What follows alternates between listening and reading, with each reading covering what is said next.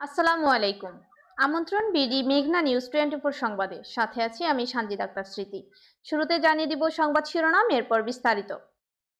হাইমচরের মেঘনায় জেগে ওঠা স্বপ্নের নতুন চর এখন অসাধু বালু ব্যবসায়ীদের দখলে। বিলীন হয়ে যাচ্ছে হাজারো মানুষের আশা।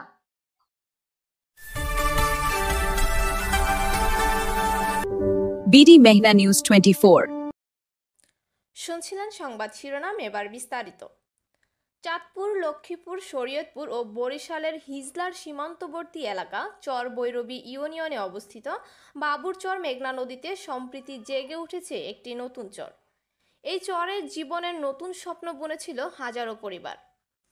কেউ ভেবেছিল এখানে হবে ঘরবাড়ি, কেউ কৃষি জমি, কেউ বা ছোট ব্যবসা গড়ে তোলার স্বপ্ন দেখেছিল।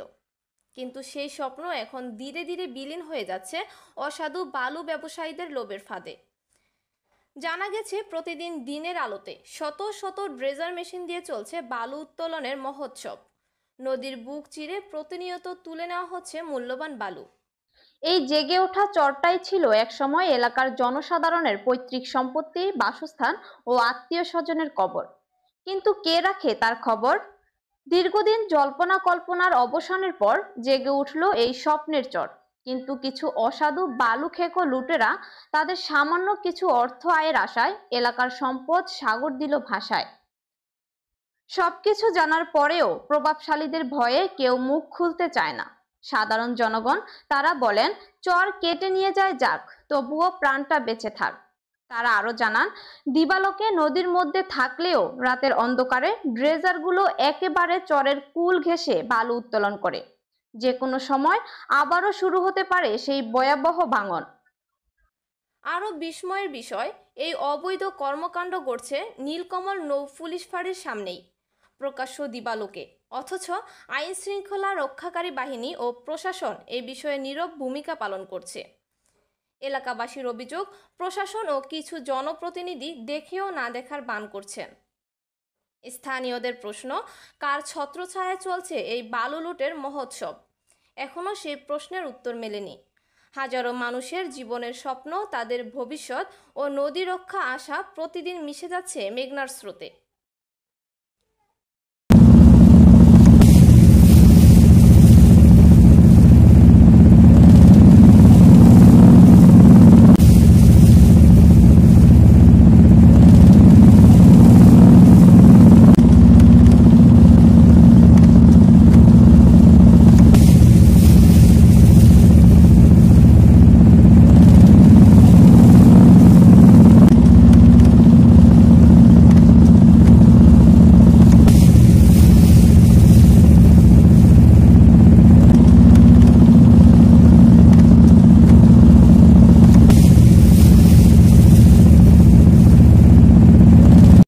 এতক্ষণ সাথে থাকার জন্য ধন্যবাদ। আমাদের বিডি মেঘনা নিউজ 24 ইউটিউব চ্যানেলটি সাবস্ক্রাইব করুন এবং পেজটি লাইক, কমেন্ট, শেয়ার করে সবাইকে দেখার সুযোগ করে দিন। সবাইকে আবারও শুভেচ্ছা জানিয়ে বিদায় নিচ্ছি আমি সানজিদ আক্তার স্মৃতি। আল্লাহ হাফেজ।